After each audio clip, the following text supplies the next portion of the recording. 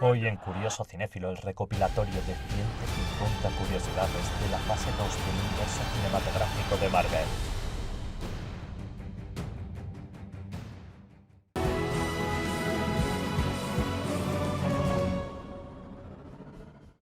¡1! Trama. El productor Kevin Feige describió la película como una historia en la que tras los hechos de los Vengadores, un Tony Stark despojado de todo y que se encuentra contra la espada y la pared, tiene que emplear toda su astucia para salir airoso. Y para desarrollar esta historia, el equipo se inspiró principalmente en las tramas de los cómics Extremis, Invincible Iron Man y Armor Wars. 2. ¿Sabes quién soy? Durante el flashback de la fiesta, Tony lleva una etiqueta con su nombre que dice «¿Sabes quién soy?», que curiosamente fue la biografía de Twitter del actor Robert Downey Jr. durante bastante tiempo. 3. Flashback. En el mismo flashback, Tony coincide brevemente con Ho Jinsen, quien en Iron Man 1 le salvó la vida, pero aquí también conoce al Dr. Wu, el mismo cardiólogo que le retirará la metralla del pecho al final de la película. 4. AIM. En la película AIM, Advanced Idea Mechanics, es la organización científica fundada por Aldrich Killian, pero en los cómics es una organización terrorista que nace como una rama de Hydra y que es la contraparte malvada de S.H.I.E.L.D. Curiosamente, en los cómics, Aldrich Killian es un personaje secundario y el misterio de su suicidio es lo que motiva a Tony Stark en la trama de Extremis. 5. Wing Chun. Al comienzo de la película, Tony Stark golpea un tótem o Mok-Jong de Wing Chun. Y lo curioso aquí es que Robert Downey Jr. lleva practicando Wing Chun desde que retomó la actuación en 2003, llegando incluso a ser cinturón negro en esta disciplina. 6. Warren Ellis. El personaje del presidente de los Estados Unidos, Matthew Ellis, toma el apellido del mítico escritor de cómics Warren Ellis, quien precisamente escribió el arco de Iron Man Extremis en 2005, del que bebe en gran medida la franquicia de Iron Man. 7. Iron Patriot. En los cómics, Iron Patriot es el alias utilizado por el némesis de Spider-Man, Norman Osborn, que tras convertirse en un héroe durante la Secret Invasion, crea su personaje con el arsenal de Tony Stark combinándolo con los colores de Steve Rogers. En cambio, en esta película, Marvel prefirió explorar con War Machine y el conflicto entre la amistad y el deber. 8. Historia de Navidad. Cuando Tony le dice a un niño pequeño con gafas que le encantó en Historias de Navidad, se está refiriendo a Peter Willingsley, el actor que interpretó a Ralphie en esta película, y que curiosamente fue productor ejecutivo de Iron Man 1 y tuvo su pequeño papel como el científico William Ginter Riva, que también vimos en Spider-Man Far From Home. 9. Señora Arbogast. Cuando Happy se dirige a una secretaria a la que no vemos en pantalla con el nombre de Bambi, es una referencia a los cómics, ya que Bambi es el nombre de la secretaria que más años ha estado al servicio de Stark, la señora Arbogast. 10. Inhumanos. Durante la escena en la que Killian le muestra a Pepper el holograma de su cerebro, menciona que hay partes del sistema nervioso humano que están destinadas a mejorar y que Extremis puede ayudarlo a hacerlo realidad. Esto parece una referencia a los Inhumanos y las nieblas terrígenas, ya que por entonces Marvel Studios trabajaba en una película de los Inhumanos que finalmente terminó convirtiéndose en una serie que no duró más de una temporada. 11. Roxxon Norco. Roxxon Corp es una petroquímica en los cómics inspirada por la Exxon Corporation del mundo real, por lo que cuando el mandarín ejecuta al ejecutivo de Roxxon en televisión por el vertido del petrolero Roxxon Norco, parece un easter egg al desastre del petrolero Exxon Valdez de 1989. 12. Prototipos. Aunque Tony Stark solo expone 7 de sus armaduras en su taller, la realidad es que Stark ha desarrollado 42 armaduras hasta la fecha. Curiosamente, la mayoría de estas armaduras reciben nombres en clave y se diseñan con un propósito concreto. Por ejemplo, Mark I fue su armadura de escape improvisado, la Mark II se convirtió en War Machine, y aunque de la 3 a la 14 no tienen alias, a partir de la 15 y hasta la 41 cada una tiene su alias y características específicas distintivas. 13. Visión. Cuando Maya, Tony y Pepper están discutiendo sobre el enorme conejito de peluche, podemos ver que Tony ha colgado un calcetín para Jarvis en la chimenea. Curiosamente, este calcetín tiene los mismos colores que Visión, el androide obra de Tony Stark que posteriormente veríamos en Vengadores: La Era de Ultron. 14. Ayrton Senna. La escena en la que Pepper Potts lamenta la muerte de Tony Stark mientras agarra su casco entre los escombros parece influenciada por lo sucedido durante el velatorio del piloto de Fórmula 1 Ayrton Senna con su mujer, Vivian Senna, por lo que podemos considerar esta escena como un sencillo y bonito homenaje al eterno campeón. 15. Villanos. Cada uno de los secuaces mejorados de Extremis se basa en villanos menores de los cómics. Por ejemplo, el guardaespaldas de Killian, Sabin, se basa en Eric Sabin, también conocido como Coldblood, un cyborg asesino. Brandt está basada en Ellen Brandt, la villana y exesposa de Man-Thing, o el hombre cosa, y sus cicatrices en la cara parecen un easter egg a su personaje en los cómics. Y Taggart se basa en Jack Taggart, un afroamericano que tenía su propio traje blindado para luchar contra Iron Man y al que se conocía como Firepower o potencia de fuego. 16. Mandarín. La idea de que el mandarín en esta película fuese una fachada fue bastante controvertida, ya que se trata de un personaje respetado en los cómics. Sin embargo, Marvel lanzó un corto en 2014 llamado All Hail the King, donde vemos que los 10 anillos originales secuestran a Trevor Slattery para que responda ante el verdadero mandarín, trama que veremos de nuevo en la película de Shang-Chi. 17. Caracterización. Curiosamente, el anillo del dedo meñique derecho del mandarín es el mismo que usó el mercenario Raza en Iron Man 1. Además, su tatuaje de la nuca es el escudo del Capitán América con un símbolo anarquista de una A donde debería estar la estrella. 18. Stan Lee. En esta película, el creador de Iron Man aparece interpretando al juez de un concurso de belleza. Y curiosamente, este es el único cameo en la saga de Iron Man en el que Lee no aparece interpretando a otra celebridad. 19. Ant-Man. Durante sus compras para armarse, Tony Stark compra un producto llamado Fire Ant Control, lo que parece un sutil guiño a Ant-Man, que justamente estaba en proceso de preproducción cuando se lanzó esta película. 20. Legión de Hierro. Durante la escena final en el petrolero podemos ver en acción a la Legión de Hierro, formada por las armaduras Mark 8 a la Mark 41 y donde destacan la Mark 9 que destruye Pepper, la Mark 15 o Sneaky que ayuda a escapar a Tony de la explosión de Killian, la Mark 16 o Nightclub que usa Tony para combatir, la Mark 17 o Heartbreaker que ayuda a Rhodey a escapar, la Mark 22 o Hot Rod que es destruida antes de que Tony pueda entrar en ella, la Mark 25 o Striker con martillos neumáticos en los brazos y que ayuda a Rhodey, la Mark 31 o Pistón que se enfrenta a 4 soldados en solitario, la Mark 33 o Centurión Plateado que incluye cuchillas en los brazos, la Mark 35 o Red Sniper a la que arrancan la máscara y explota, la Mark 38 o Igor que sostiene la plataforma del petrolero ella sola, la Mark 40 o Shotgun, partida en 2 por Killian, y la Mark 41 o Bones, que se divide en múltiples piezas que pueden trabajar por separado. 21. Descartados. Además de las 42 armaduras comentadas, según el libro de arte de la película se descartaron otras 4 armaduras para la Legión de Hierro. Ballet, que se asemejaba a la Mark 40 y se caracterizaba por su hipervelocidad. 2 armaduras para combate cuerpo a cuerpo con armas fijadas a sus antebrazos, hojas de sierra una y martillos dobles la otra. Y también se descartó una última armadura tipo camuflaje equipada con garfios. 22. Fin Fan Fum. Los motivos del tatuaje del dragón en el pecho de Aldrich Killian parecen inspirados por otro de los villanos de Iron Man, el dragón extraterrestre Fin Fan Fum. 23. Pepper. Fue Robert Downey Jr. quien presionó para que Gwyneth Paltrow tuviera algunas escenas de acción y dejase a un lado el papel de damisela en apuros.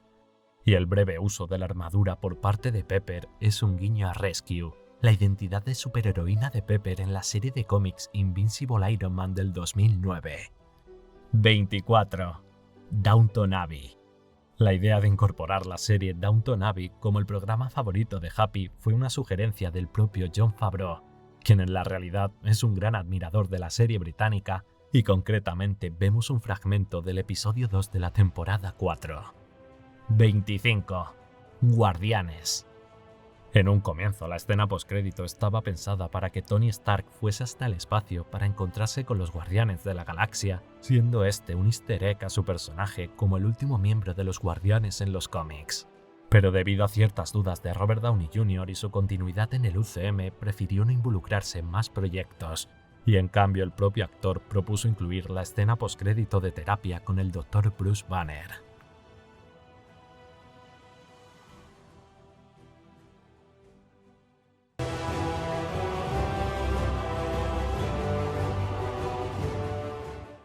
¡1. Quejas.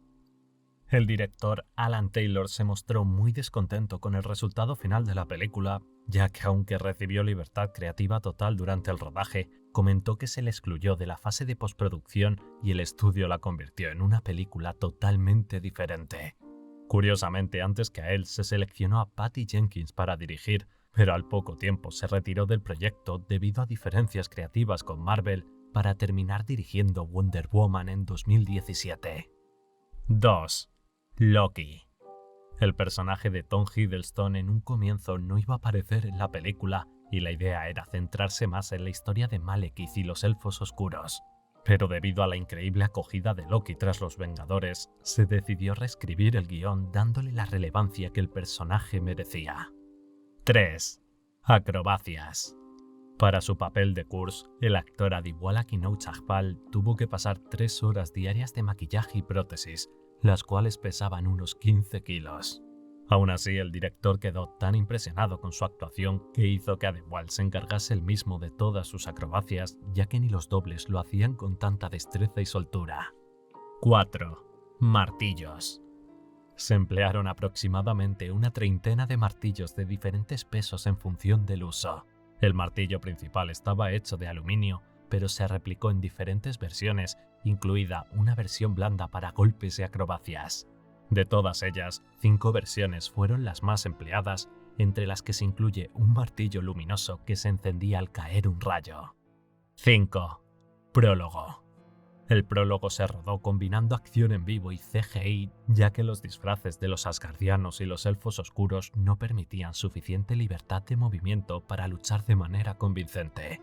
Por lo que, curiosamente, solo 3 de los personajes son interpretados por actores reales en esta escena: Malekith, Kurz y Bor, teniendo que crear todos los demás personajes por medio de CGI. 6. Einherjar. Curiosamente, en Marvel Comics y la mitología nórdica, el término Einherjar tiene un significado diferente. En la mitología se refiere a las almas de los gloriosos muertos que tendrán su festín en el Valhalla, mientras que en esta película descubrimos que en Marvel los guardias de Asgard son los que reciben el nombre de Einherjar. 7. Localizaciones. Se escogió Islandia como escenario del mundo oscuro de Svartalfheim debido a sus paisajes volcánicos. Curiosamente, este nombre proviene del islandés y significa literalmente hogar de los elfos oscuros. Además, el equipo aprovechó el trayecto y empleó un set de cámaras aéreas para rodar la cascada de Tifos desde todos los ángulos, para emplearse de inspiración para las cascadas asgardianas que podemos ver en esta película. También rodaron durante 3 días la costa de Noruega en la zona de las islas Lofoten, para más tarde incrustar las estructuras asgardianas sobre ese metraje. 8. Fandral. Estaba previsto que Josh Dallas retomase su papel como Fandral, pero por conflictos de rodaje con Once Upon a Time se le tuvo que reemplazar por Zachary Levi, quien en realidad fue la elección original para este papel. Y por si no os fijasteis bien en su cara, este actor es quien interpretaría años más tarde a Shazam en el DC Universe. 9. Kronan. La criatura de piedra contra la que lucha Thor es un Kronan, un ser alienígena que apareció en el primer cómic de Thor, el Journey into Mystery número 83. Curiosamente, Korg, al que vemos en Thor Ragnarok, también es un Kronan. 10. Lady Sif. Cuando Odin le dice a Thor que le serviría mejor lo que tiene delante y señala a Sif, es una referencia a la mitología nórdica, donde esta es en realidad la esposa de Thor. 11. Favoritismo. Aunque la idea de abofetear a Thor fue de la misma Natalie Portman, La escena tuvo que rodarse varias veces porque la actriz no se atrevía a golpearlo fuerte por miedo a lastimarlo, así que llevó unas 30 tomas conseguir la definitiva, pero en cambio, cuando más tarde le tocó abofetear a Loki, es decir, a Tom Hiddleston, solo le llevó 5 tomas conseguirlo. 12. Guantelete.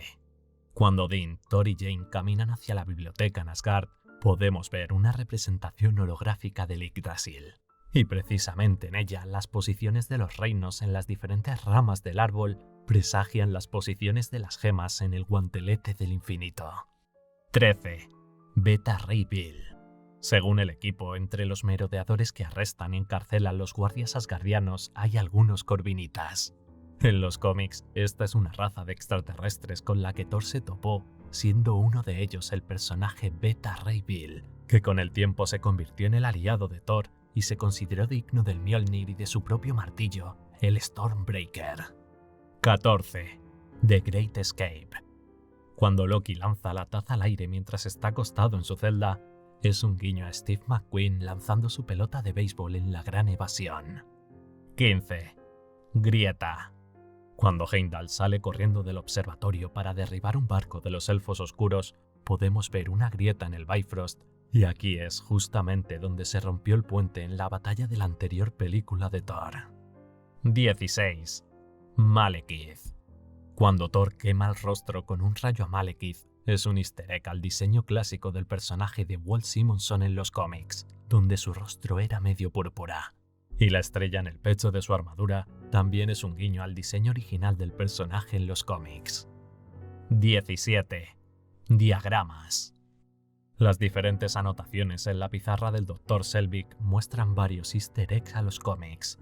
El número 616, que designa el universo de Marvel original que comenzó en la década de 1960 y que gracias a la última película del Doctor Strange y el multiverso de la locura hemos descubierto que también es el del UCM. La teoría de la relatividad de Simonson como homenaje al escritor de Thor, Walter Simonson. El nexo de todas las realidades, que es un lugar de Florida donde todas las dimensiones se cruzan y está custodiado por Man-Thing. The Crossroads, que es una puerta a otras dimensiones, y The Fold, que es un desgarro en el tejido universal que tuvo que ser estabilizado por los Guardianes de la Galaxia. Por último, también se puede ver el nombre de Nidavellir, la estrella de los enanos forjadores. 18. Stan Lee. En esta película, el mítico escritor aparece como el hombre que le pide al Dr. Erik Selvig que le devuelva el zapato en el pabellón psiquiátrico cuando el doctor está explicando la teoría de la convergencia. 19. Chris Evans. Tom Hiddleston hizo una imitación de Chris Evans con el traje del Capitán América, que más tarde Chris Evans utilizó como ejemplo para rodar su cameo, imitando la forma y expresiones de Hiddleston. Posteriormente, el actor comentó entre risas que pasó más de 2 años intentando evitar que su personaje luciese de esa manera. 20. Bor. Cuando Thor destruye accidentalmente durante la huida la estatua de su abuelo Bor, Loki bromea diciendo que lo mató. Y esto parece un guiño a los cómics, donde Thor en realidad mató a su abuelo por culpa de un engaño de Loki. 21. Soldado. El soldado asgardiano del que Loki toma su forma para caminar junto a Thor en la escena del pasillo es el mismo que más tarde informa a Odín de la muerte de Loki. Por lo que esto es una pista de que en realidad es Loki, una vez más haciéndose pasar por otra persona para acercarse al trono. 22. Aventuras. Durante la batalla en Greenwich, cuando Thor se estampa contra un edificio de cristal y cae deslizando hacia abajo, parece un easter egg a la película de los 80 Aventuras en la Gran Ciudad, donde podíamos ver a una pequeña Sarah Anderson vestida como Thor deslizándose por el exterior de un edificio de cristal de Chicago. 23. Frost Beast. La bestia que aparece contra Malekith y Thor cuando aterrizan en Jotunheim es de la misma especie que la que Thor mató en la primera película. Y por concretar un poco, el nombre de esta especie es Bestia Helada. 24. Odín. Una pista clara de que Odín está siendo suplantado por Loki al final de la película es su postura, ya que cuando el verdadero Odín se sienta en su trono, lo hace de manera recta y erguida, con orgullo, pero cuando Loki se sienta, lo hace en ángulo, inclinándose hacia su derecha. Esta postura y que se niega a quitarle el Mjolnir a Thor son claros indicios de que no se trataba realmente de Odín. 25. Guardianes. La escena postcréditos fue dirigida por el mismísimo James Gunn y conecta directamente con Guardianes de la Galaxia. Y la misma podría ser un easter egg a los cómics donde el coleccionista guarda la piedra de la realidad sin ser realmente consciente de su poder. Pero en cambio en esta escena, Tiban lo identifica rápidamente como una gema del infinito, y que su color sea rojo nos podría hacer pensar que se trata de la gema del poder, aunque en Guardianes de la Galaxia descubrimos que esta es la gema morada.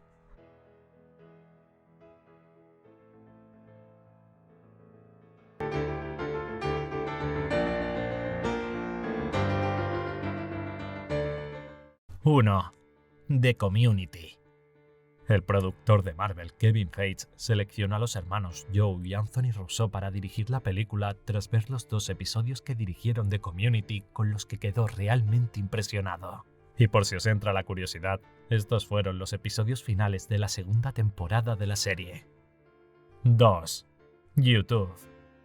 Joe Russo, gran admirador del canal de YouTube Screen Junkies, famoso por sus trailers honestos en los que se burlan y parodian películas, comentó que su intención era hacer que esta película fuera a prueba de tráiler honestos. Pero sin embargo, el canal terminó lanzando el tráiler honesto de Winter Soldier en 2014 y los hermanos Russo acudieron a un especial para discutirlo con el presentador y los guionistas tiempo más tarde. 3. Traje. Para el traje de Falcon, el equipo se decantó por una versión inspirada por la de los cómics Marvel Ultimate, donde el personaje es un soldado de operaciones especiales equipado con traje, gafas y un arnés con alas, curiosamente diseñado por Industrias Stark, pero sin el poder de comunicarse telepáticamente con las aves.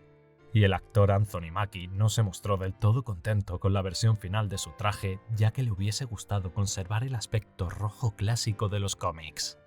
4. Hawkeye.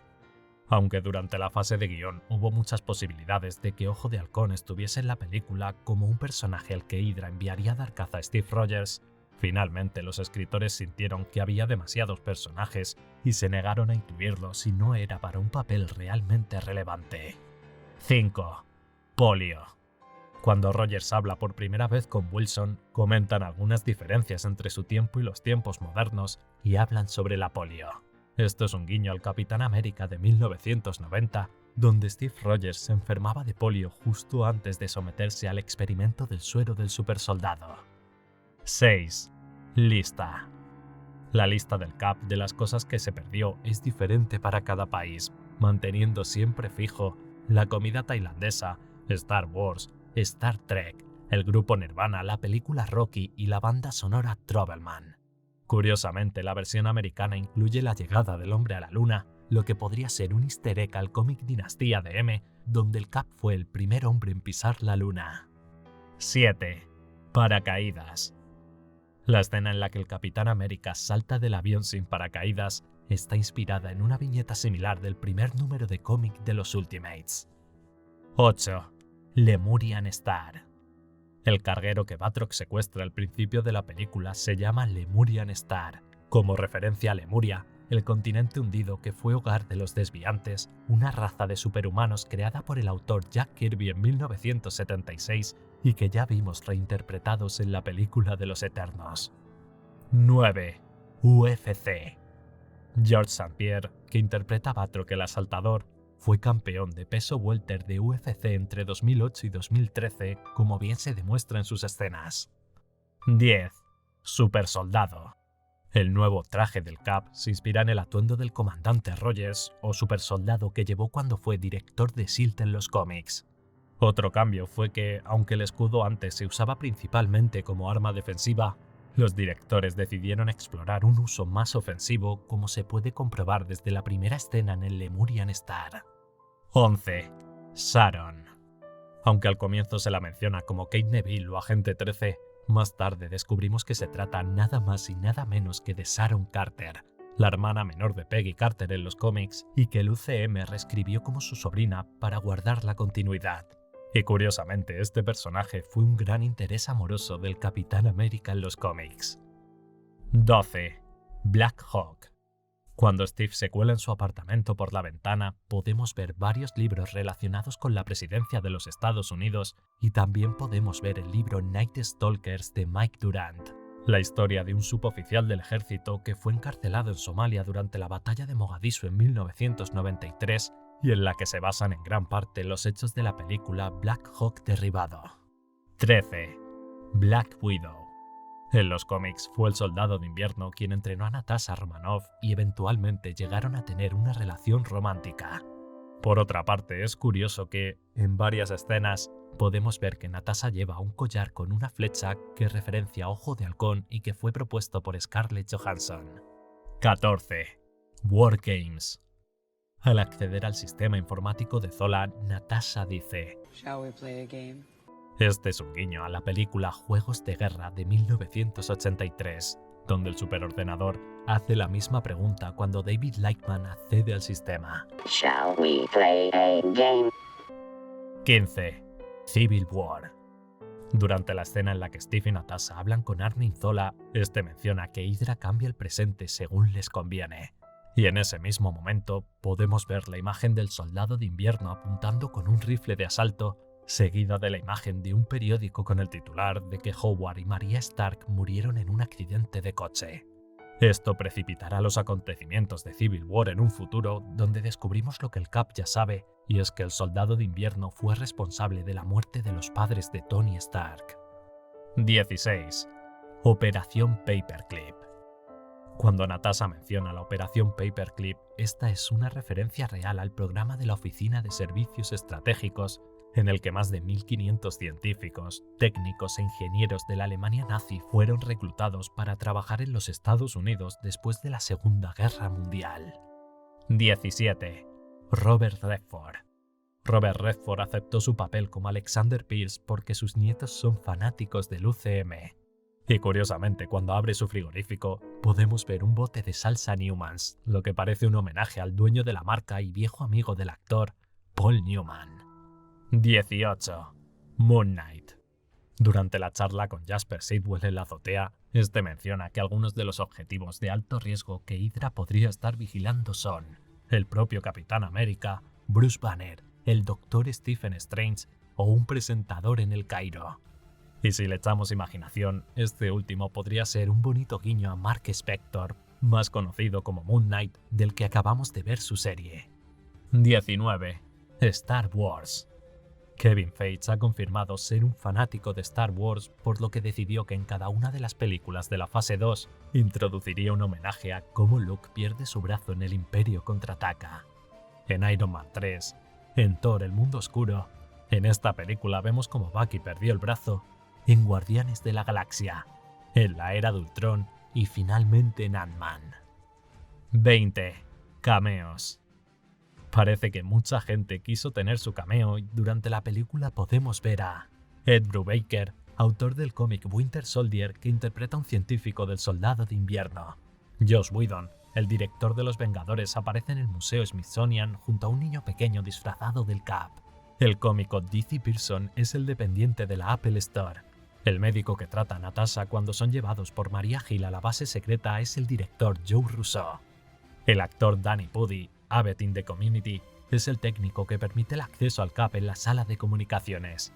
Y cómo no, el mítico Stan Lee hace su aparición como el guardia del Museo Smithsonian que descubre que han robado el traje del Capitán América. 21. InSight. La lista de objetivos seleccionados por los satélites de InSight incluyen a Maria Hill, Tony Stark y al presidente Matthew Ellis que pudimos ver en Iron Man 3. Pero si quieres 25 curiosidades de Iron Man 3, pásate por el vídeo en tarjetas. 22. Maria Hill. La última escena de Maria Hill en la que vemos que se une a Industrias Stark es un easter egg a los cómics donde sirvió a las órdenes de Tony Stark, aunque en estos fue al revés, ya que tras su estancia en Industrias Stark terminó uniéndose a S.H.I.E.L.D. 23. Crossbones. Cuando vemos a Brock Rambeau totalmente quemado siendo tratado por unos médicos, es una referencia a los cómics, donde Crossbones, el alias de villano de Rambeau, tiene la cara gravemente quemada y es por eso por lo que lleva su famosa máscara. 24. Pulp Fiction. La cita de Ezequiel 25:17, el camino del hombre justo en la lápida de Nick Fury, es el mismo versículo bíblico que el personaje de Samuel L. Jackson, Jules, memoriza en Pulp Fiction. Ezekiel 25:17. 25. Escena postcrédito.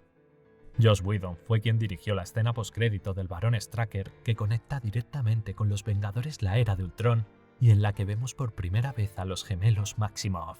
Aunque en los cómics, Strucker realmente experimentó con sus propios hijos, Andrea y Andreas von Strucker, a los que otorgó superpoderes.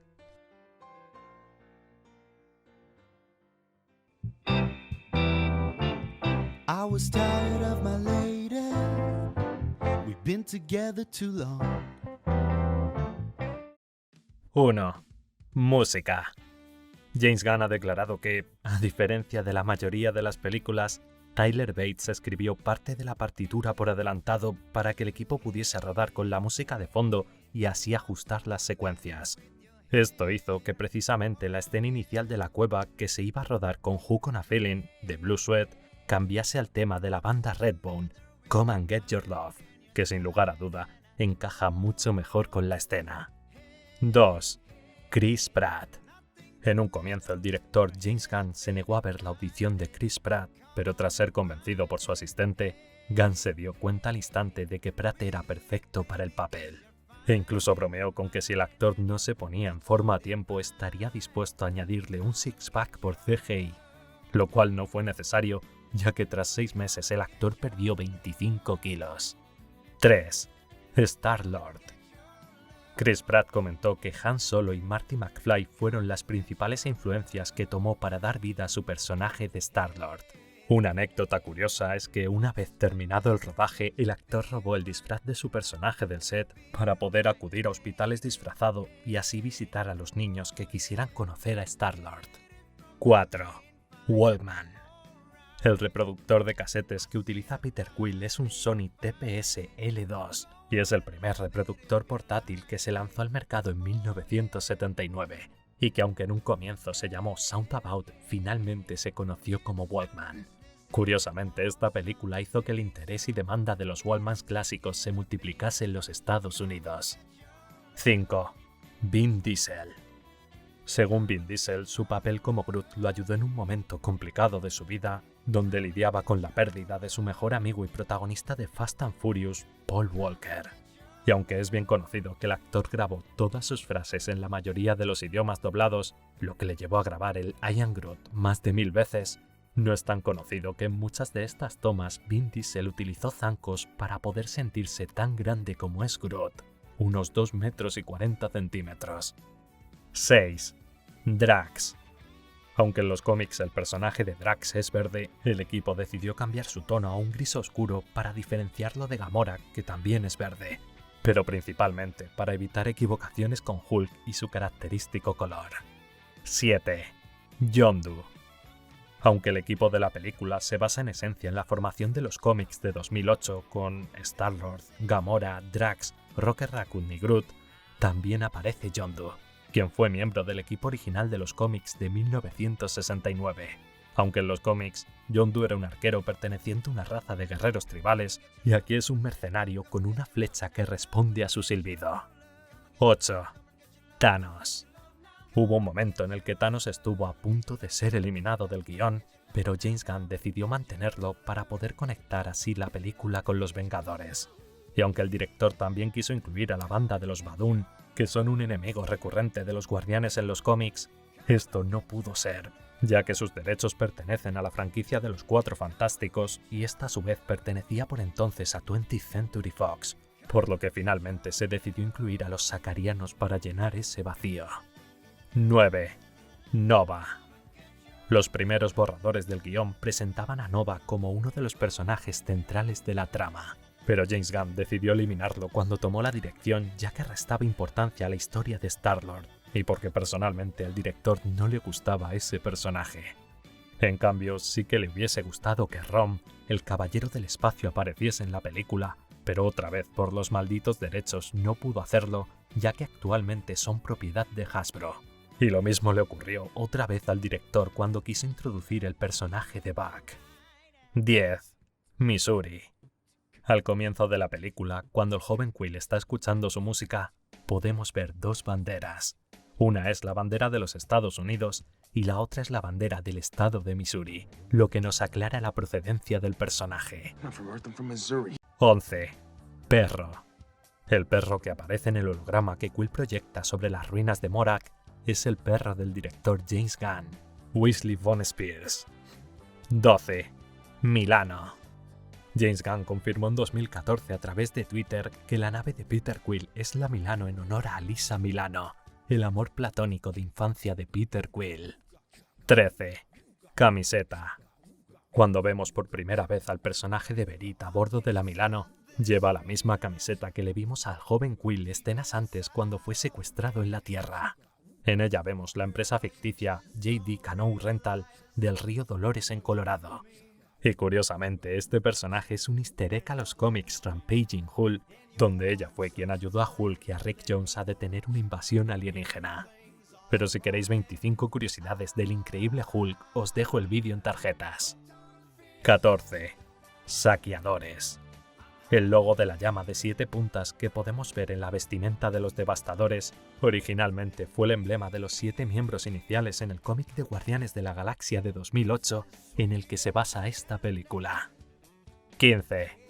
Sandar. La arquitectura del mundo de los Nova Corps, Sandar, se basa en esencia en los diseños del arquitecto español Santiago Calatrava. Y curiosamente, si prestamos atención tanto a la vista aérea de la ciudad como a sus naves, lucen el mismo diseño del casco del personaje de Nova en los cómics. 16. Stan Lee. En un primer momento se pensó que el cameo de Stan Lee podría ser como uno de los trofeos en la galería del coleccionista, pero parece que esto a los ejecutivos de Disney no les convenció e hicieron que James Gunn finalmente presentase a Lee como un extraterrestre Casanova en Sandar. 17. Rocket.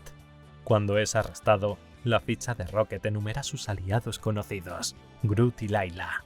Y Lady Layla es una nutria relacionada con Rocket en los cómics de Marvel. 18. Cameo. El alienígena azul al que Groot engancha por la nariz en el Kiln es nada más y nada menos que el protagonista de la popular serie Castle, Nathan Fillion. 19. Nowhere. La enorme cabeza cortada de un celestial que aparece como la guarida del coleccionista en la película se conoce como la Estación Espacial Nowhere, pero curiosamente en los cómics, esta fue la base de los Guardianes de la Galaxia. También más tarde, cuando vemos la historia de las Piedras del Infinito, podemos ver a Eson el Buscador, un celestial que apareció por primera vez en el cómic de los Eternos número 9 en 1977. 20. Karina. La asistente del coleccionista, la que se nos presenta como Karina, parece un easter egg a los cómics, donde la hija del coleccionista se llama Karina Walters. 21. Cosmo. El perro que vemos en la galería del coleccionista es Cosmo, un perro de los cómics que fue enviado al espacio en las primeras misiones espaciales soviéticas, miembro de los Guardianes de la Galaxia y que tiene poderes telepáticos.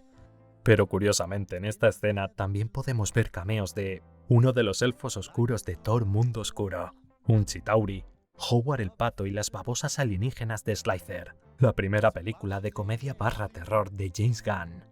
Pero si has visto algún otro cameo que se me haya escapado, déjamelo en comentarios. 22. Howard el Pato. Cherry Bomb, la canción que suena justo antes de la entrada épica en la batalla final, curiosamente es también el nombre de la banda que aparece en la primera adaptación cinematográfica de un cómic de Marvel, la película de Howard el Pato de 1986, lo que es el principal motivo de los dos cameos de este personaje durante la película. 23. Estrategia. La estrategia defensiva de Sandar con sus naves espaciales, intentar mantener a raya al enemigo antes de que llegue al suelo, obviamente se inspiró en el mítico juego Space Invaders de 1981. 24. Baile. La escena postcréditos en la que Groot baila I Want You Back se animó utilizando como referencia imágenes del propio director James Gunn bailando esta canción. 25. Créditos.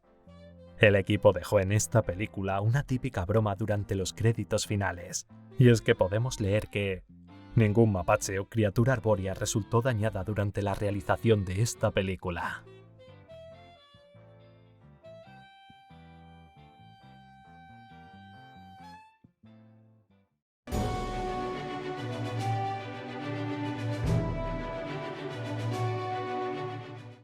¡1!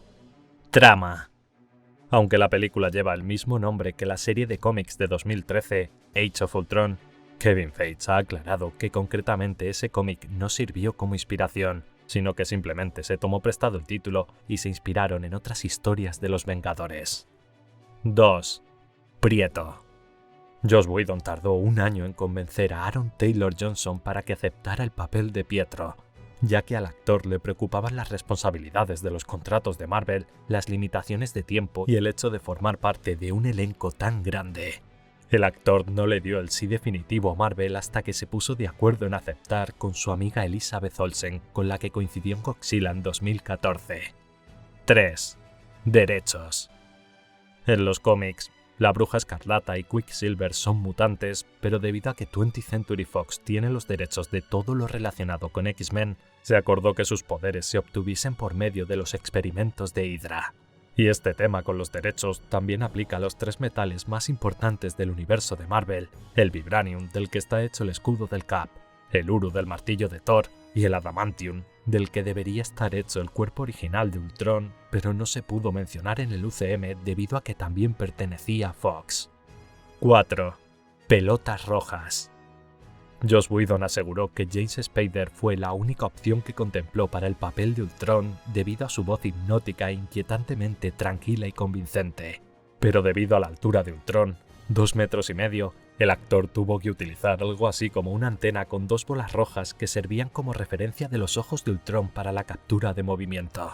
Sobre lo que Elizabeth Olsen dijo que fue una gran distracción, ya que mientras Spader daba el máximo en su actuación, había que mirar a las bolas en vez de a los ojos del actor. Y esto dio para bastantes bromas en el rodaje, ya que cada vez que la actriz tenía este problema, su amigo Aaron Taylor Johnson le gritaba: ¡Pelotas rojas! ¡Mira sus pelotas, Lizzie! 5.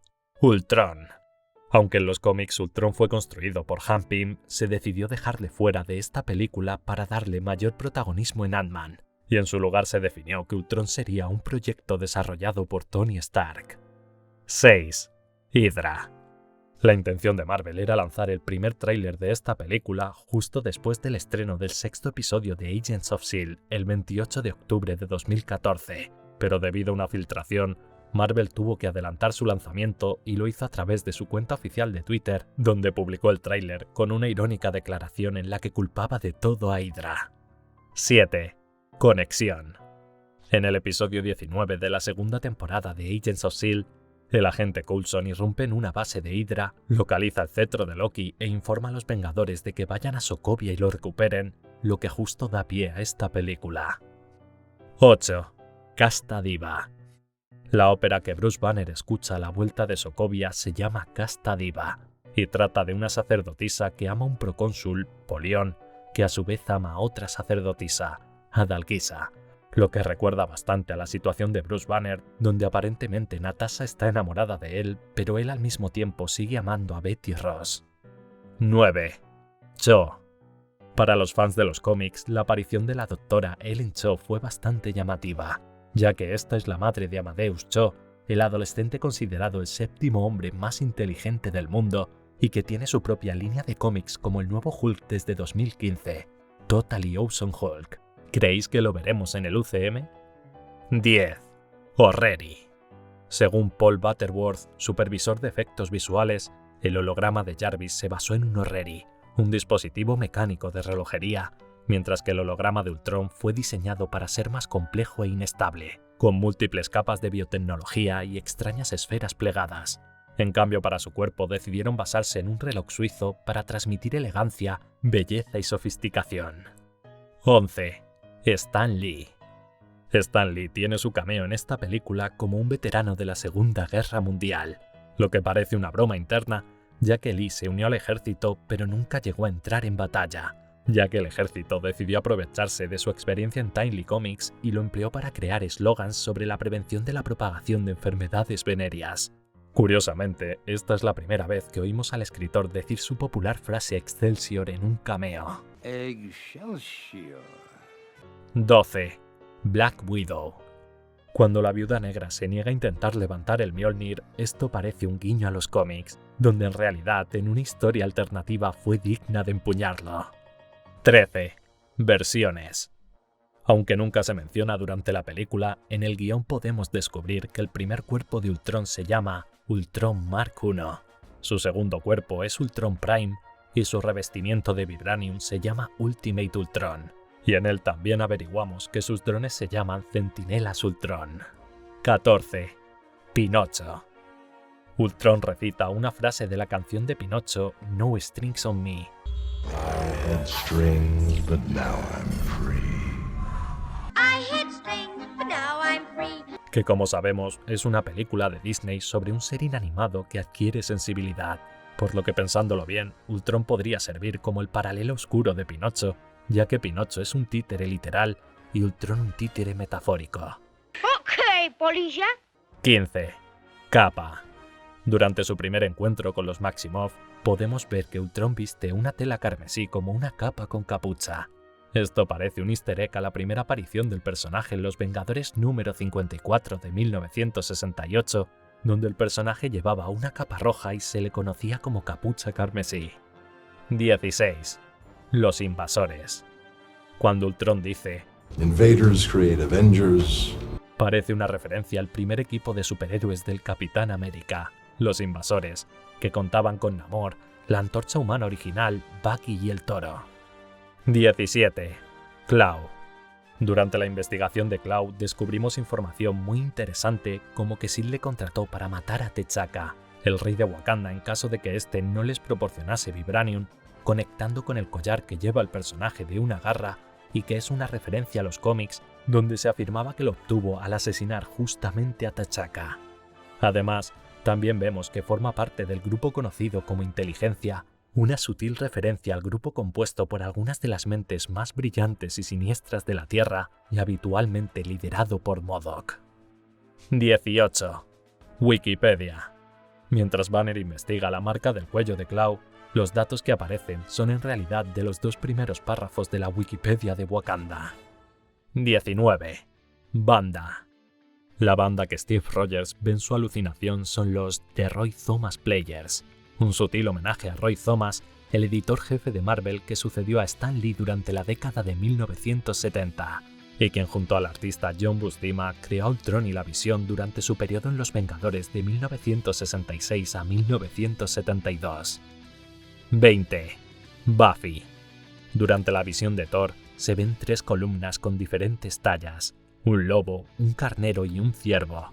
Esto es un easter egg a Ángel y al bufete de abogados Wolfram and Hart que apareció en el spin-off de Buffy Cazavampiros que dirigió Joss Whedon. 21. Hawkeye. Cuando la bruja escarlata intenta controlar la mente de Clint y él la neutraliza, dice: I've done the whole mind control thing. Not a fan. Esto es un guiño interno a que el actor se mostró bastante descontento con que su personaje fuese controlado por Loki durante la mayor parte de la anterior película de Los Vengadores.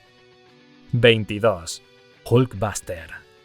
Durante la película vemos a Iron Man utilizar 3 armaduras, la Mark 43 al comienzo, la Mark 44 Hulkbuster durante el enfrentamiento contra Hulk, y que curiosamente emplea hasta 10 reactores para funcionar, uno en el pecho, uno en cada rodilla, 4 en la espalda, uno en cada pantorrilla y el del traje que está debajo del Hulkbuster, y la Mark 45 durante la batalla final de Sokovia.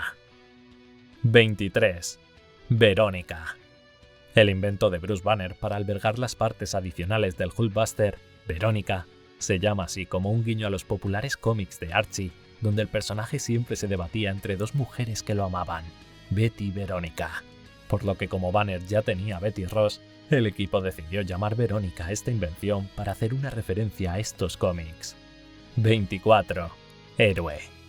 La escena en la que Ultron ordena a sus drones que vuelen y transporten el camión llevó 360 días en completarse, ya que fue desarrollada por un solo animador, quien al finalizar recibió una fiesta y una botella de champán como reconocimiento. 25. Baymax. Cuando Tony Stark elige una nueva IA para su traje, Entre los chips podemos ver uno que dice Tadashi, como referencia al chip que emplea Baymax en Big Hero 6. Otro dice Yocasta, que en los cómics fue una IA creada por Ultron inspirándose en Janet Van Dyne, la avispa. Y por último está el chip que escoge Friday, y que parece una referencia al término en jerga inglesa Girl Friday, que se utilizaba para referirse a una secretaria multitarea en las oficinas.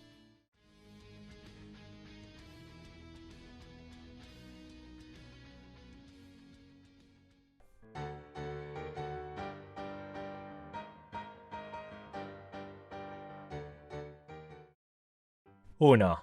Proyecto.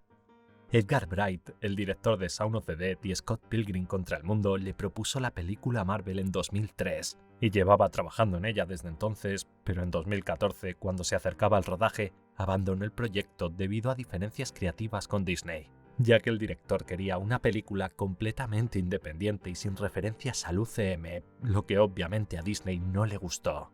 ¿Os hubiese gustado ver esta película? Os leo en comentarios. 2. Falcon. Falcon no fue incluido en la trama hasta que Adam McKay y Paul Rudd fueron a ver El Soldado de Invierno y se enamoraron por completo del personaje. Así que le solicitaron a Kevin Feige permiso para utilizar el personaje y a este le pareció perfecto, ya que Falcon vivía en el complejo de los Nuevos Vengadores desde el final de la era de Ultron. 3. Broma. Como parte de una broma que comenzó en 2004, cada vez que Paul Rudd acude como invitado al Late Night de Conan O'Brien, cuando se va a hacer la promoción de su película, el programa en vez de eso siempre reproduce el mismo clip de la película Mac and Me, en la que un niño en silla de ruedas vuela por un acantilado mientras el extraterrestre observa. Y aunque esta vez parecía diferente, ya que el tráiler por primera vez en la historia de Paul Rudd en el programa comenzó con normalidad, finalmente apareció el clip que todo el mundo esperaba. 4. Entrenamiento. Además de ponerse en forma con la ayuda de un entrenador personal y pesas, Paul Rudd trabajó con una gimnasta para ganar en credibilidad durante sus escenas de acción. 5. Triskelion. Al comienzo de la película, ambientada en 1989, el edificio que vemos en construcción es nada más y nada menos que el Triskelion, el cuartel principal de S.H.I.E.L.D. durante los hechos del Capitán América el Soldado de Invierno. Y si quieres 25 curiosidades sobre esta película, pásate por el vídeo en tarjetas. 6. Baskin Robbins. El breve trabajo de Scott en Baskin Robbins originalmente iba a ser en la franquicia de restaurantes mexicanos Chipotle, pero la compañía finalmente rechazó al ver su representación negativa, por lo que tras considerar Jamba Juice, el equipo finalmente se decidió por Baskin Robbins al darse cuenta de que sus colores brillantes producirían un interesante contraste con la oscura apertura de la prisión. Y si nos fijamos en la chapa de Scott, dice Jack, y además le pide a Darby que le cubra momentos más tarde. Curiosamente, Jack y Darby son los nombres de los hijos del actor Paul Rudd. 7. Pájaro. Cuando en Baskin Robbins el gerente llama a Scott, podemos ver un lápiz con una figura de un pájaro con brazos. Y curiosamente, durante el allanamiento a la casa de Pym, también podemos ver esta figura en uno de los cajones de la cocina. 8. Pingo 12. Aunque no aparece en el metraje final, durante las escenas de San Francisco en el rodaje se podían ver carteles de Pingo 12, la compañía brasileña de refrescos para la que trabajó Bruce Banner en El Increíble Hulk. 9. Milgram Hotel. El hotel donde vemos que Scott se hospeda al principio de la película se llama Hotel Milgram, y esta es una referencia al dibujante de cómics Al Milgrom. 10. Tales to Astonish. Cuando Darren Cross bromea sobre Ant-Man diciendo Tales to Astonish, parece un easter egg al debut del personaje en el cómic Tale to Astonish número 27 de 1962. Curiosamente, cuando minutos más tarde Darren Cross encoge una silla como demostración, es una referencia al mismo cómic, ya que lo primero que encogió Hank Pym también fue una silla. 11. 10 anillos. Cuando Cross lleva a los agentes a la habitación donde se guarda el traje de Yellow Jacket, uno de ellos tiene un tatuaje en el cuello de los 10 anillos, el grupo que secuestró a Tony Stark y que vimos en la saga de Iron Man. 12. Boric. Cuando la pandilla prepara el allanamiento a la casa de Hank Pym, Kurt consigue un uniforme de técnico de Burick Uniform and Linen, lo que es una referencia a la responsable del departamento de arte, Susan Burick. 13. Primer Ant-Man. Garrett Morris, el primer actor que dio vida a Ant-Man en un sketch del Saturday Night Live de 1979, realiza su cameo en esta película. 14. Sasquatch. Al lado del artículo de periódico que Hank Pym le muestra a Scott, podemos ver que se menciona un Sasquatch, lo que parece un easter egg al doctor canadiense Walter Langowski y su identidad de superhéroe Sasquatch. 15. Hank Pym. Cuando Hank Pym menciona que no usar un casco adecuado podría desequilibrar los químicos del cerebro, podría ser un guiño a los cómics, donde Hank Pym sufría trastornos mentales.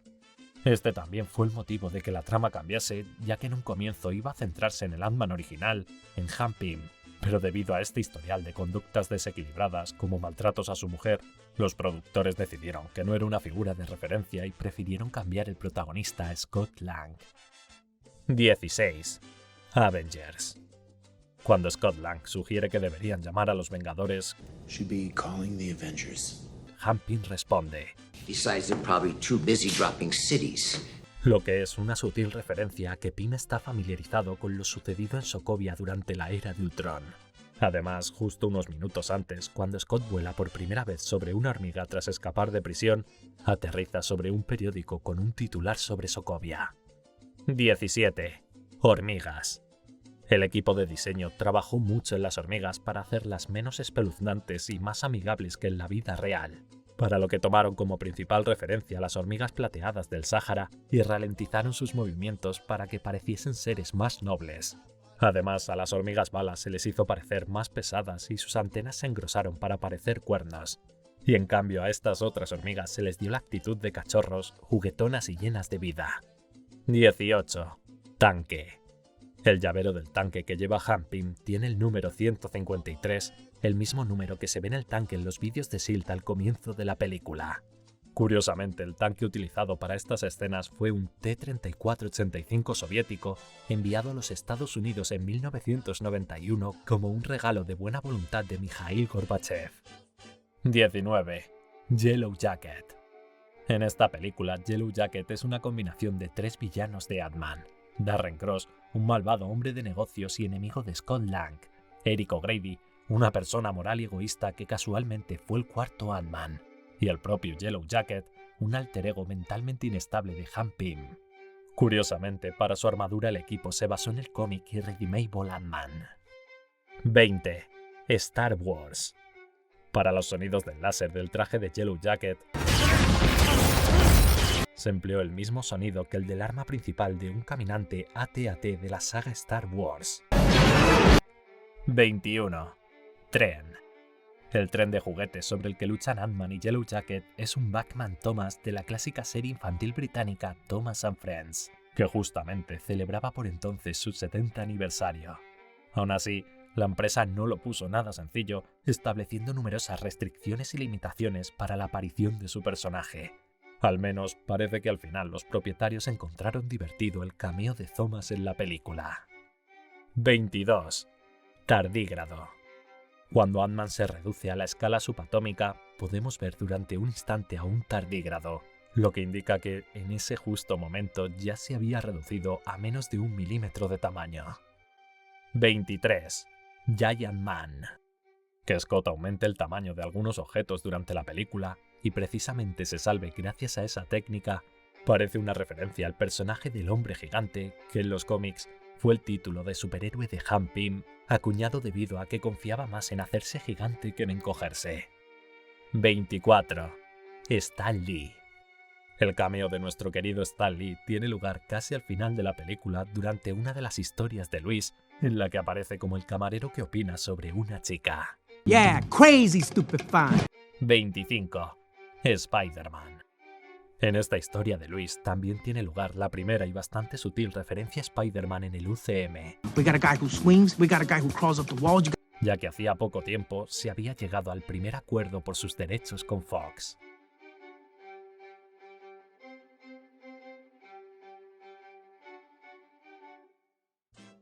Y esto ha sido todo por hoy, espero que os haya gustado. Si es así, dale un like, suscríbete y activa la campanita. Soy Curioso Cinéfilo y nos vemos en la próxima.